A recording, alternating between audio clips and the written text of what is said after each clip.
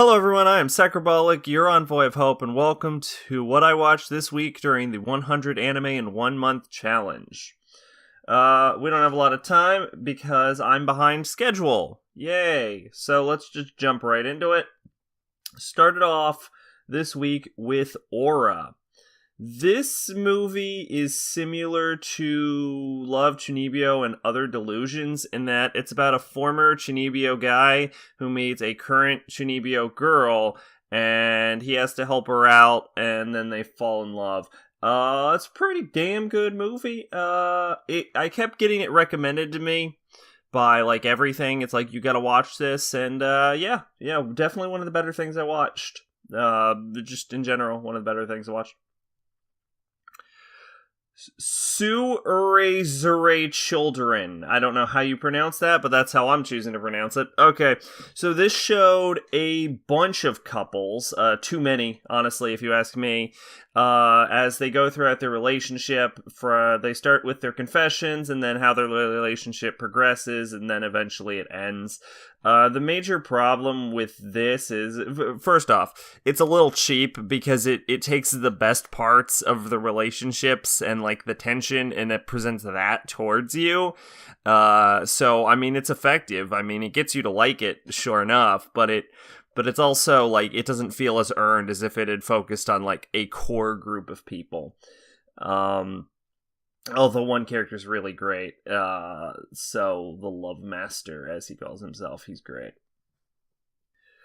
Oh god, alright. Nemure, Omoigo, Sora no Shitone ni. This was I think this is the 3D movie. I think this is the really shittily animated one.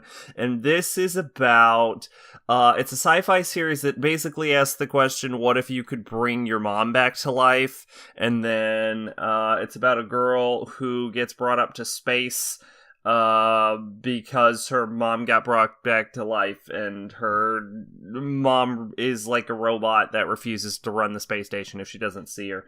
It was not bad. It was alright. Could have been better. I think you could expand on this one, with better animation, and, like, maybe drag it out a little bit, because it had a pretty short runtime also, and I think you could probably do maybe a 3-episode OVA series. It would probably come out pretty alright.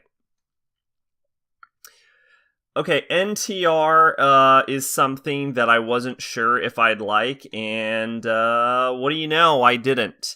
I tried to, and I thought I might at the beginning, but the one girl's boyfriend is such a fucking dickbag that it just, every scene he's in, I'm like, God, fuck that guy. Now, granted, most of the characters that are in this are actual, like, huge pieces of shit, but, God, I want to say his name is Fujiwara. I'm gonna say it's Fujiwara. I could be wrong. Anyway, yeah, such a fucking dickbag. God, ugh. Okay, Barefoot Gen is an anime that everyone knows for that one scene, and if you don't know Barefoot Gen for that one scene, you used to be able to look up Barefoot Gen Atomic Bomb on YouTube, and you would be able to see that one scene. But there's an entire movie attached to that one scene, and I kinda liked it. It was, Barefoot Gen is, of course, about the Hiroshima atomic bomb, and its aftermath, as seen through its 10-year-old protagonist, Gen. What I actually enjoyed about this movie is that it actually explored not just the bomb itself, but the ramifications of the bomb. And it showed things like Pika and starvation. It was a pretty darn good movie. I enjoyed it. Barefoot Gen 2, to be clear, this Gen doesn't find himself in Nagasaki for that bomb. This takes place years later as the city is recovering. The problem with Barefoot Gen 2 is that this one is a little less focused. It starts off about orphans and orphan catchers, which I didn't know was a thing, but That was interesting. That was a little hint of the first one. But then it's about, like, building a house, and then it's about, like, you know, getting food, and then it's about, like, getting penicillin. And it's just, like, this movie isn't as focused as showing the experience, and it's more like, here's what's Gen's doing now, and then it just, like, goes on. So, yeah, not as good. The Garden of Words is, I think it's a Makoto Shinkai movie, and it's about a high schooler who wants to be a cobbler, and he's chilling with this older lady in the park, and he develops a thing for her, and then nothing happens, and they never see each other again. It was fine, I guess. Okay, Wolf Children is an example of one of those movies that I can tell is clearly a great movie, and I can see why people love it, but I just personally wasn't feeling it. It was a little too calm for me, not much happened, and a little predictable, but I usually don't mind that. It was still a really good movie. I'd recommend it to people. I just personally didn't enjoy it all that much. Akira. Alright, anime classic Akira. Kanye West's favorite anime. Akira is a strange one. You always hear about it.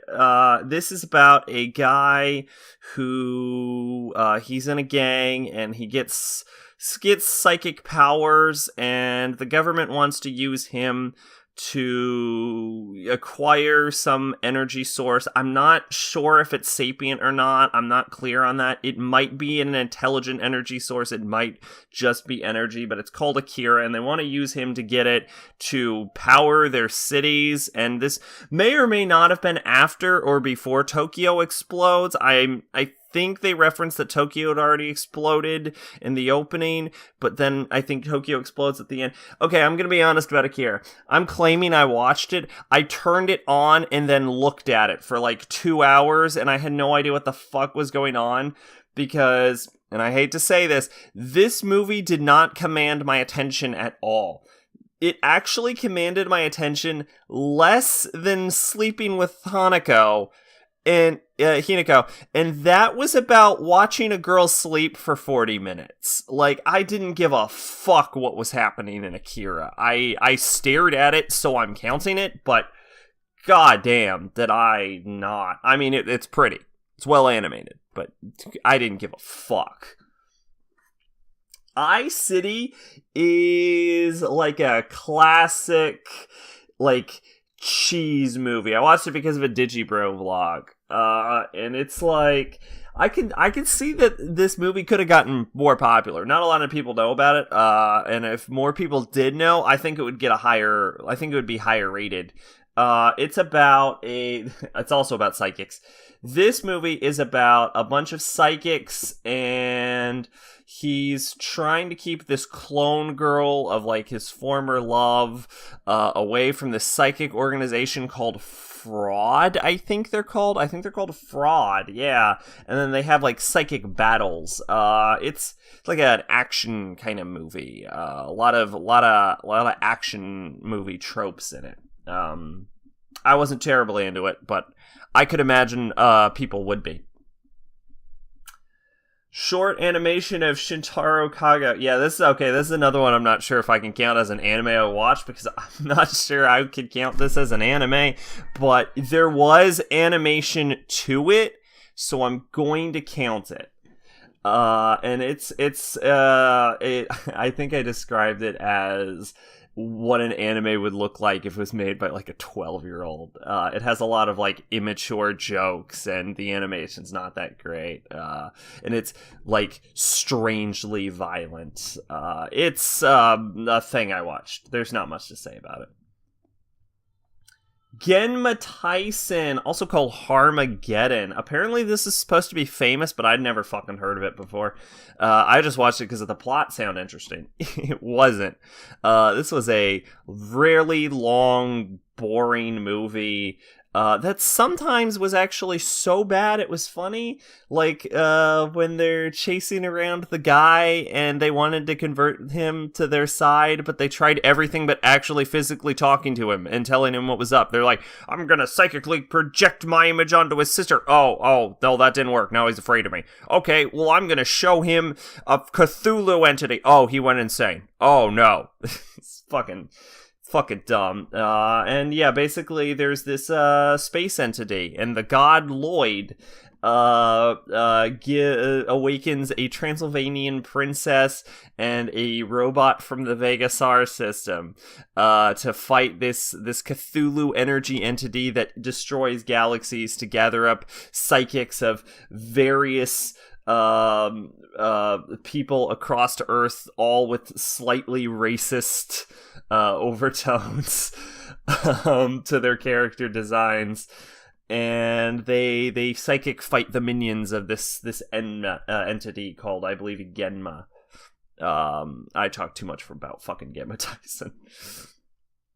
Okay, Terra E is in the future where a robot controls humanity, and it's like, kill all psychic people. And then a young boy, he's a psychic person, and he inherits the psychic powers of another psychic person, and then they fight.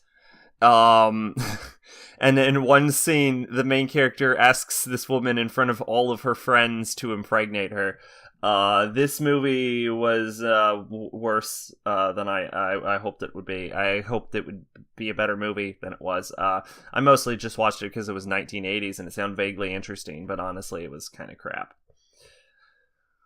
The Tokyo Godfathers is a Satoshi Kon movie. It's not like his other movies. There's a little bit about it, like The Baby's Magic, for example, but this is about, you probably heard of this, is about 3 homeless people that they find a baby and they go track down its mother, and while you go through it, you learn about the homeless people. It's an alright movie. I can see why people would like it. There's a bit too much like stereotypical, like, anime crap in it, you know? You have no idea what I'm talking about. Okay, Angel's Egg is a movie about what appears to be a young girl carrying an egg, and she meets this guy, and they walk through what the dialogue implies to be the post-apocalypse.